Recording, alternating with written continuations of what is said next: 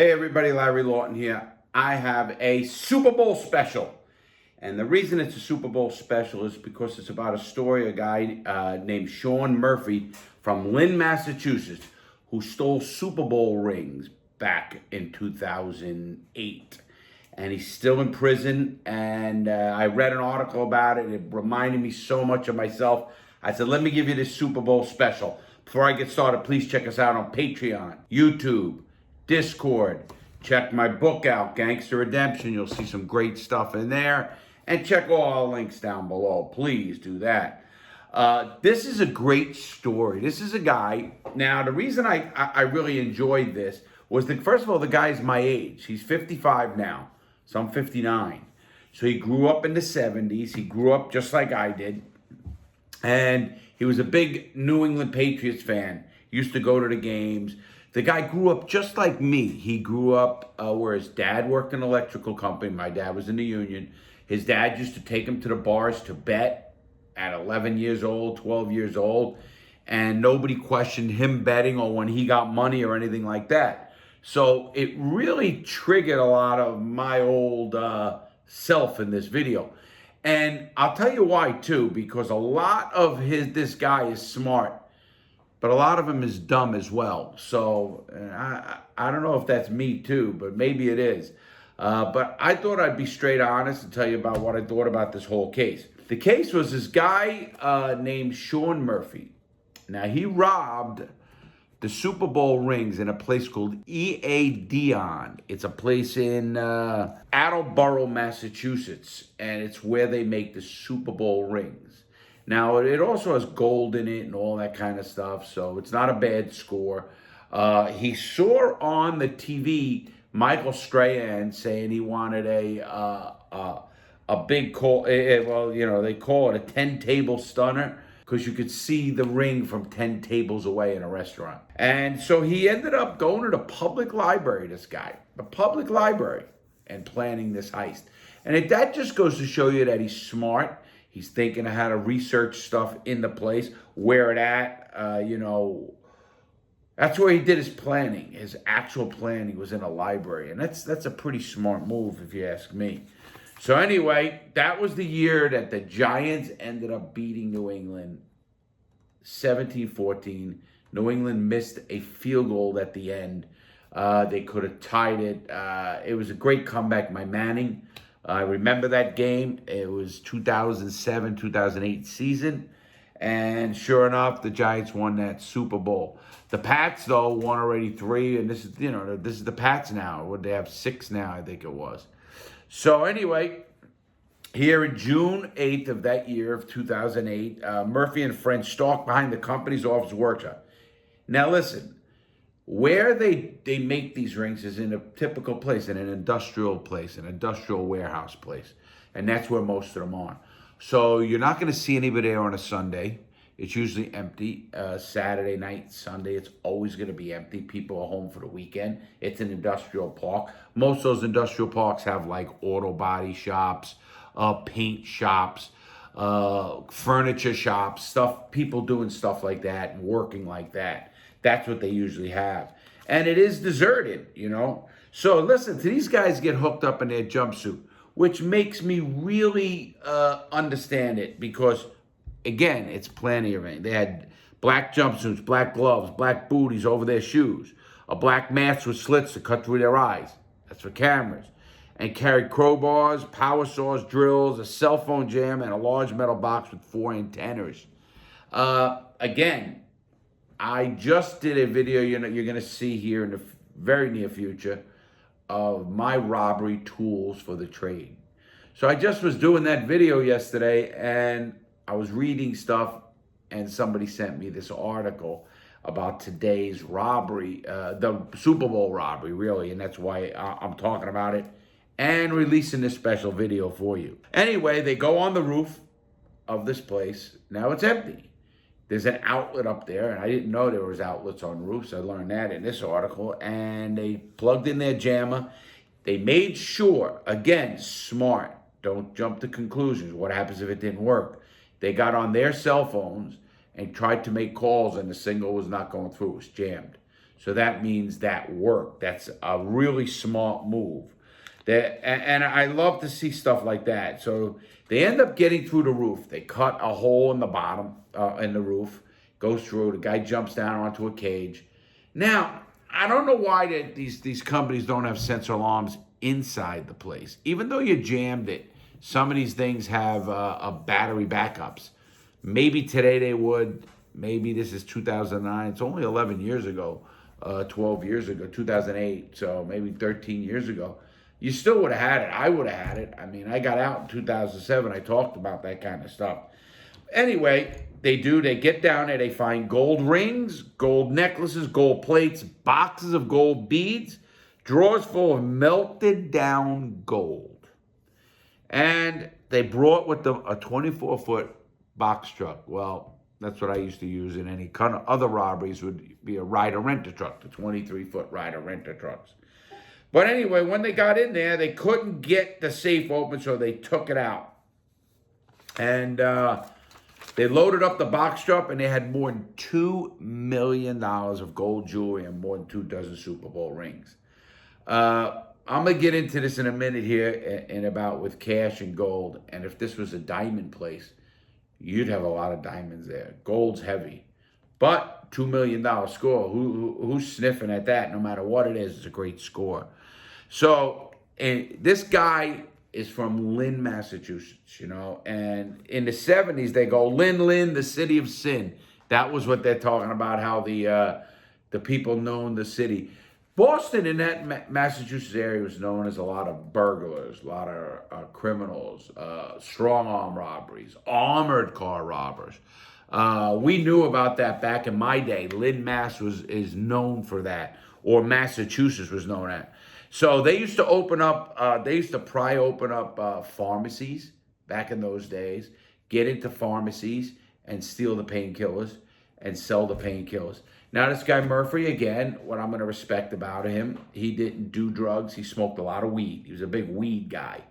But weed is a lot different than pills or anything like that. So he ended up doing a lot of that, and he learned how to be a criminal back when he was a young kid. I mean, he robbed his first, he's in a town of robbers, and the people around him are robbers. His dad was in the bars all the time, because that's where you're going to find. When I was a young kid, that's when I first was introduced to the Purple Gang. And if you look up the Purple Gang, they were a notorious gang that used to do hits for the mobs. Vicious gang called the Purple Gang. You can look them up. Anyway, this is where this kid learned this. He got to meet a lot of these people. It was amazing because this is real stuff now. He's learning. So his first robbery, he wants a bike. They tell him you got to go rob it. You got to go get it. Take it. Not his family, friends. He wanted in on something. He goes, well, you go get it. He does it and gets away with it. When he gets away with it, he starts getting in on a crew to break into pharmacies and stuff like that. He does get arrested at 17 years old, this guy, and he has a big, long rap sheet because, whenever you think you're smart, you're not. Now, this guy goes back and forth and he keeps learning his trade. I mean, if you want to call it that. Nobody in his family ever asked him where he got his money. But that's the same as me. Nobody asked me where I was getting my money, how I was gambling, how I was playing bookmaking with people. But I hustled, gang legal with the mob. I used to do the football tickets. He didn't do that. This guy was a straight criminal, straight thief. But he says a few things here. Obviously, he said he wasn't scared of jail. And he goes, most people are. And when he went to jail, it was all his friends. Now, again, that's the state system, and that's not a maximum security prison. He goes to a county jail, they're all there. You start going to state prison, you'll see your friends there. But it depends on the level, and if you're young, you're in trouble, and I'll tell you that. So, heist by heist, Murphy hones his technique. He practices, he knows how to rappel. He does that. He knows how to rappel down a rope. He learns that. He learns about, listen to this, how to cut steel with a plasma torch, how to crack a safe with an electromagnetic drill press. He was fanatical about not leaving evidence, concealing his fingerprints with gloves, his footprints with rubber booties. He once sprinkled a crime scene with cigarette butts collected from a homeless shelter to confuse and attempt DNA analysis. So the guy has got brains, and he is not what we used to call strong arm robberies or cowboys or, the wild bunch like I was. I was going in with guns. He, fake gun, albeit, but he was going in at night. He was like, little mouse trying to steal, let me take my stuff, get out. Hey, I mean, it's not wrong. It's wrong, obviously. Please, I never promote crime, because you're going to see where this guy ends up. This guy ends up writing a book called Master Thief, How to Be a Professional Burglar. He wanted to sell it to the people in the community. Now, how ballsy is that? Think about that. How ballsy is that? Now, my book, Gangster Redemption, you hear what the word is? You hear what that word is? Redemption. That means I'm not happy with what I did. And I think that's important as well. So he did his things on Saturdays and leave on sunrise. He had his stuff in the book. Of course, he emphasized no weapons, which was very smart. Because in crime, if you get caught in it doing a felony with a weapon, it's an extra 5 years. And if you had 2 banks, let's say, the first bank you get 5 years, the second bank you get 20 years, just for the gun. It's called the 924C. That's just for the gun. So that's very important for you to know, number one. So anyway, he wasn't a cowboy, but he ended up getting a rap sheet. But when he was in the joint, he did what I did. You study the law. Now, he thought he was smart, and I'll tell you, you'll see that at the end. He also read widely, which I was a big reader as well. He read popular science and stuff, and he used to get stuff about cell phone jams. He finds out about it, how they could defeat using industrial strength signal jammer, how connections, the cellular connection to police that could be defeated with the specific stuff. So I give him a lot of credit for that, This guy had balls, though. He writes Costco, the CEO of Costco, a letter telling him, I robbed one of your stores. He goes, he was so proud of his trick that he wrote to the president of Costco saying, elite team of experts had robbed its stores in high-tech heist, offering his services to stop other criminals. That takes balls. Let me tell you something. That takes a lot of balls. And that's how people get caught being a little bit too cocky. And I do believe that. Then his big problem, he starts getting hooked up with young people. Now, I did too, but I never, ever thought about bringing a young person in or even letting them know what I did. And when I mean young people, I only had young kids who used to help around the house, clean up after parties. I'd give them money. They thought I was a gangster. They didn't know I was the biggest jewel robber. They just thought I was a gangster in the street. So it wasn't like, hey, we know Larry's got jewelry here. Well, this guy gets caught up with young girls. And I don't mean underage. It doesn't say anything like that. Like 19, 20-year-old girls. And now he's middle-aged. Now he's in his 40s. And he's getting hooked up with these young girls. Where do you think that's going to lead?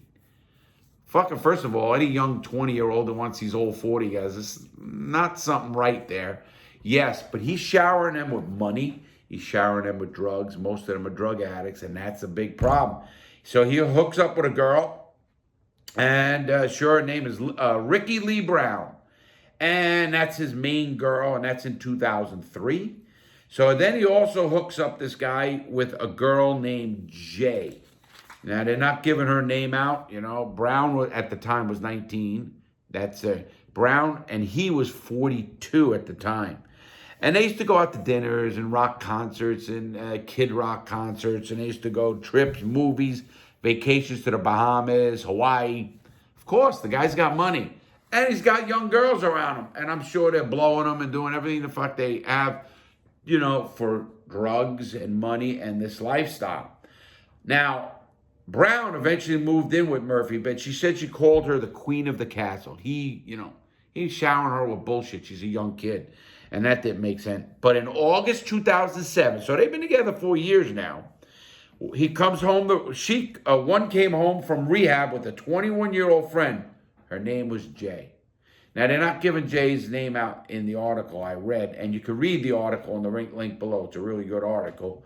And it's a Murphy, and he loves it. So this guy Murphy takes a liking to this Jay, of course. Another hot girl, listens to him, looks up to him. He's got, I'm sure, like a God complex or I'm the man complex. And it's really about money. Take away that bullshit. I'm sure his dick wasn't big enough or all the shit that they all say. So it's all bullshit there. But anyway, even Murphy, Sean Murphy, the criminal himself, suspects Jay of stealing his electronics to get dope. Don't you think you'd tell this girl, get the fuck out, get out of here, you fucking piece of shit. I'm giving you everything and you're still stealing my stuff. Get the fuck out. He doesn't do that. He ends up, the girl, his first girl, Brown, she ends up calling that girl a slut and she don't belong here and all that. He kicks her out and leaves the girl Jay in. Another bright move, right?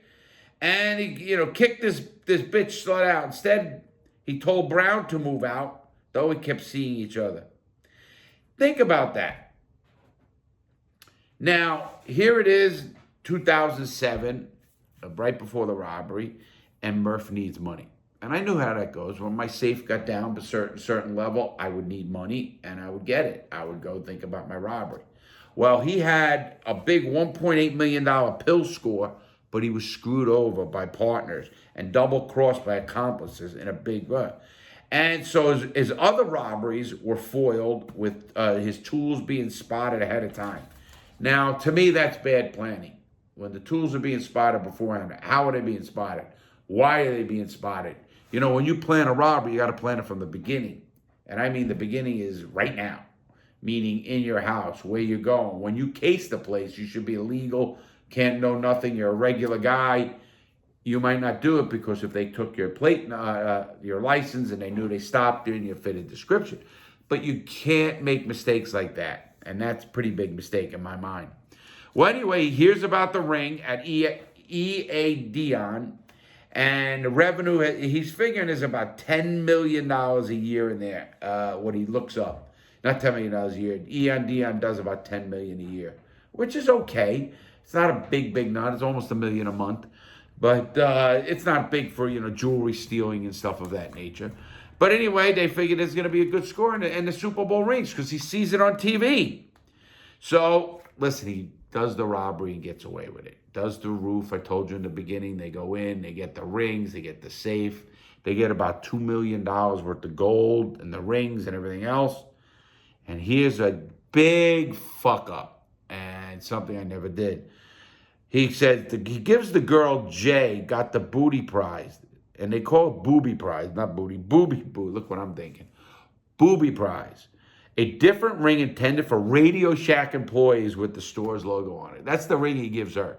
Now, first of all, why in the fucking world would you give that girl a ring? Just a stupid move. I can't do it. But the headlines in the newspaper after that robbery was, a giant jewel heist baffles FBI. Now, of course, you'd know after the Super Bowl and they're making these rings and all that, there'd be a big newspaper article about it. Well, after they leave and the girl leaves, she skates the word slut. Now, Murphy's car, this girl, Brown, scratches the word slut in his car. First of all, any broad did that to me, I'm the fucking, I don't know what I'm going to do. I'm going to do something bad. But, you don't do that to people. You don't destroy property. I have balls, but the women are crazy. And that's his big problem in this one. The women are fucking crazy. Then comes on the scene a Lieutenant Al Zaney. Now, Al Zaney is the kind of cops that my FBI guy, now this guy wasn't FBI, but he worked with the FBI in bank robberies is what it's saying. Well, Al is not so smart, they said, but he's dogged. Dogged means he won't give up. He's from the town next to Lynn, and his goal is to clean up the area. His legal goal, or his moral goal, if you want to call it, is to clean up the area. So I get that part of it, and now he called them the Lynn Breakers, meaning Lynn, Mass, but the Lynn Breakers. And they made a list that 135 guys on the list. That's amazing in of itself. A town of 90,000 people, and you got 135 on a list of big criminals, like doing this stuff. But he knew Murphy, and Murphy was on the top of his list. And this guy would not quit. So in 2008, they were assigned to a bank robbery task force, this guy Zaney, and of course he quit that. Didn't quit it. They moved him over there because, bank robberies are boring. Let's face it, what's in a bank robbery? Most bank robberies are by crackheads that come in with a note saying, give me $3,000 in cash. I have a gun. Don't put any die packs in there. I'll shoot you. And they just give you the note. Now, the tellers are all taught, just give them the money and that's the end of it. That's not really some great police work or anything. They find these people in a crack house. This guy said once he found one of the people in the crack house with the note still in their pocket. So they went right from there with the cash to the crack house. But all people do get caught, and his partner. So Brown, as a victim of a witness, this guy, domestic violence report. They had a domestic violence case. Now, Zaney is trying to figure out how to get them. They know some of these guys did this heist, and they're figuring it's Murphy because he's the only one with the brains and the organizational skills to pull off this big heist, this $2 million Super Bowl ring, high-profile heist, which it is. So what are they doing? Brown has a warrant Brown doesn't have a warrant. They go to see Brown. Murphy, they're not touching him. They go see Brown. And on her mat, she has, come back with the warrant. I got a kick out of that. A doormat that said, come back with the warrant. I did get a kick out. Well, anyway, in 2009, Costello approached her at the courthouse. Now, this is Jay now. They know of Jay. They approach Jay, and what does Jay do? They expect her to be unhelpful, but what happens? She sings like a fucking female canary. I wanted him to know it was me who did him. Think of what he just said. Now, she felt jaded, this girl, Jay, down the line because they had a domestic bullshit or whatever it was. And think about this. You're going to trust your life in this girl. And that's what he did. And the girl's all ratting. And the next guy, then she tells him all about the robbery. Then they go brag. She said how he bragged about the burglary skills and showed off his ninja suit and cell phone jammer. A big mistake of this guy Murphy was his bravado after the thing. He wanted to be the big shot. I get it. We all have egos. I really do. But he should have had an ego and professed to be something else, maybe a drug dealer. And if he wasn't, people would think, oh, that's where he got his money. He's a drug dealer. He had a moving company. He did have a moving company, and that gave him the cover for having tools and hand trucks and trucks, all that kind of stuff, crowbars at his moving company. So, but you still got the girls, and that's not going to always work. This girl actually said, I wanted to know it's him. Women are the most vicious people in the world. But, all the mobsters that rat and stuff, they go, well, he was going to rat on me, or this guy was going to do it first. I jumped on the bus first. That's the problem. Nobody wants to stand straight, not either side. And that's the downfall of all criminals. But don't think the FBI, don't think police don't know this. Police are smart. They know everything that's going on. Don't think they don't for a second. So anyway, Murphy's home that morning. They end up going to him, and they were going to arrest Murphy that morning, and he's gone. They didn't know where he went, but he went to Columbus, Ohio. Guess what he was going to do? He's going to rob a Cash Brinks warehouse. Now, he did his research again, and he finds out this warehouse is in a kind of deserted area. It's got barbed wire fences, all of that. But he knows it's going to have a lot of money in it because the banks don't have the money. The banks might have $50,000 and have that for on-hand cash for deposits for the week, for people taking out. But the warehouse that delivers the Brinks cash to all the places, that's the place that has the money. So he figured it's going to have $20 million in it, right? But the biggest recorded heist, I'll let you guys know, is $18.9 million. And that was in 1997. Before that, it was the Lufthansa heist in the mobster movie Goodfellas, and that was like $5 million. Well, $18.9 million in cash was Dunbar Armored Car Depot in Los Angeles in 1997. Well, anyway, these guys cut through the fence. He gets with them his weed dealer to come with him, and a car salesman, a 26-year-old car salesman. They rob Duchette and this guy with him, his weed dealer. So listen to this. They go in, 26 years old, 26-year-old guy. They go in with all acetylene, unload their oxygen tanks, acetylene torches, 10-foot steel pipes. That's the stuff you need that it heats, because those acetylene torches go up to 8,000 degrees, like the surface of the sun, as it says. And it's crazy. It could cut through, steels. When they cut ships up to decommission a ship, to make a reef out in the ocean, they use these kind of heavy-duty acetylene torches. Well, these guys get into this warehouse. This is in Ohio. They get through the thing, but there was so much money in there, the money started going on fire. Think of that. They cut a hole, and on the other side, the money was packed so tight in there that the money started going on fire. They ended up getting it out with, they ended up having a hose, and they had a fan to get the smoke out of the top of when they cut in. So anyway, here they are. They get in there, and the heavy-duty torches, they get through the place. They get all this, and guess what's in there?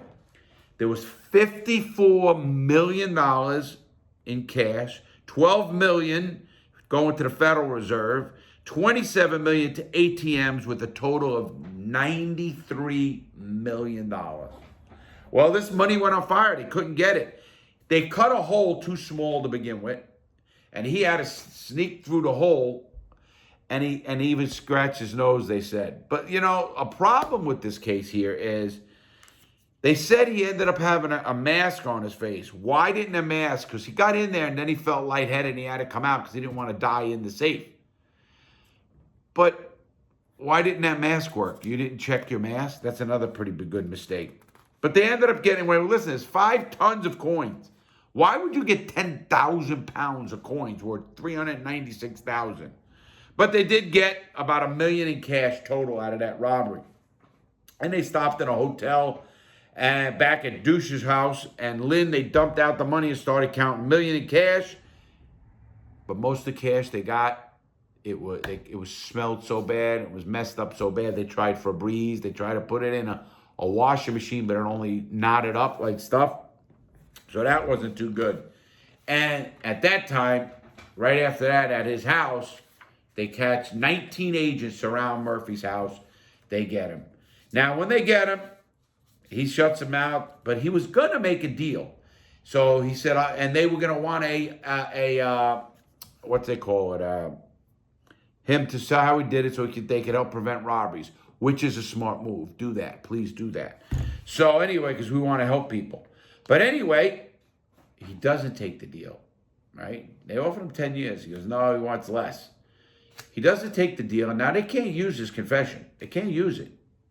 But he goes and does the biggest thing in the world you should never do. He represents himself as a lawyer after his first lawyer quit. When they go into trial, he said, you're going to lose bad, take a deal. The guy didn't want to go to trial, which the lawyer's a piece of shit too. He should have kept the case. Well, this guy ends up representing himself. And you know what they say? He who represents